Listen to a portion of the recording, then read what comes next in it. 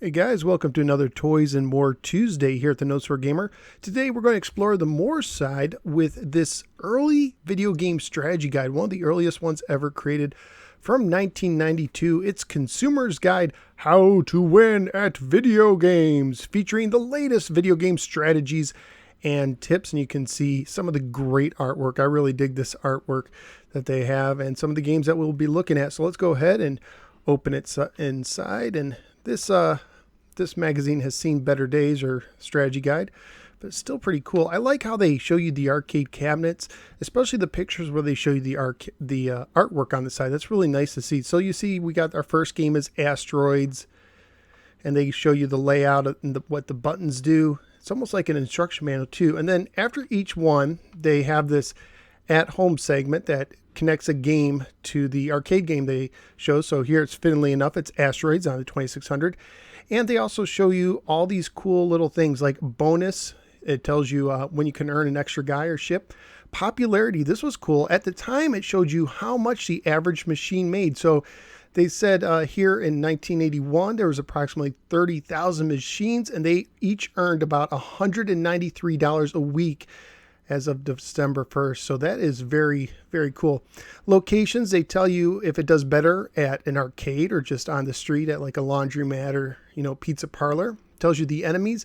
Approachability, how easy is it to approach the game? Sex appeal, as in do guys like it more than girls or vice versa? Age appeal, control comfort, skill versus strategy, so is it more of a skill or strategy game? If it's timed or not, the special effects, the value for your quarter, how much time you're going to get out of it. And then it gives you some pros and cons. Really dig that. And let's see, next game is Centipede, another classic. A lot of these games are classic, considered some of the best today. And then we have Defender. Let's see, what did they tie Centipede to? Space Armada for the Intellivision? Yeah, they took some extreme liberties when they compared it to home ports. Some of these games will leave your head scratching. Oh, and they also had some quotes from various people about the game. So then we have Defender. Really dig the artwork. Not real screenshots. And the Defender, of course, they're tying to the 2600 Defender. Donkey Kong from Nintendo. Let's see. Really check out those maps where it shows you where to jump and stuff like that. And it identifies everything in the game. Because, when games came out, you were pretty much subject to whatever was on the arcade cabinet itself, and some of them didn't have instructions. Check out this Omega Race. Look at this sit-down version with this guy all dressed up in his Tron gear. That is great. That is some great stuff. I like this. They compared Donkey Kong to Superman on the 2600 because, you're role-playing. In Donkey Kong, you role-play as Mario, and in Superman, you role-play as Superman. I guess that makes sense. So Omega Race, which they compared to Star Strike on the Intellivision, which is understandable. There's that classic Pac-Man arcade unit. And check out those maps so you know what direction to go. That would have been very helpful during the time that this was released. Phoenix. Dig the wood grain and the artwork on that one. In Pac-Man, they relate it to Atari VCS Pac-Man. Let's see what they compare Phoenix to. Again, dig the artwork where they pretend to do screenshots. Probably because they didn't have the technology at the time to really pull off screenshots in these magazines, or it was very difficult to do. Nowadays, it's easy.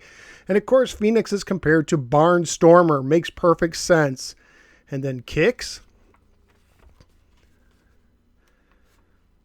And what do they compare Kicks to?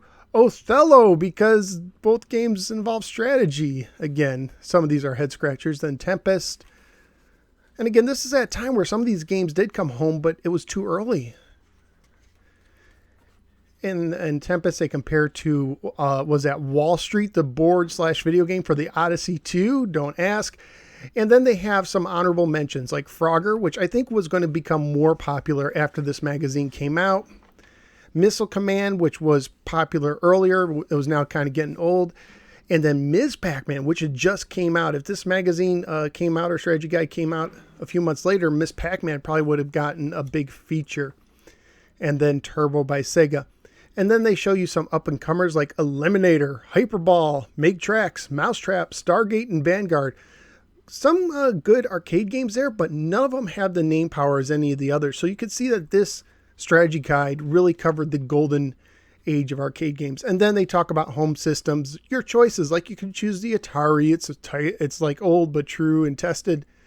Odyssey and Intellivision, but coming soon, the Atari Video System X, which would be renamed the 5200. See that? And also, hey, Coleco, Entex, and Bally Astrovision are coming out with units. So it's kind of cool to see that. This retailed for $395 when it came out.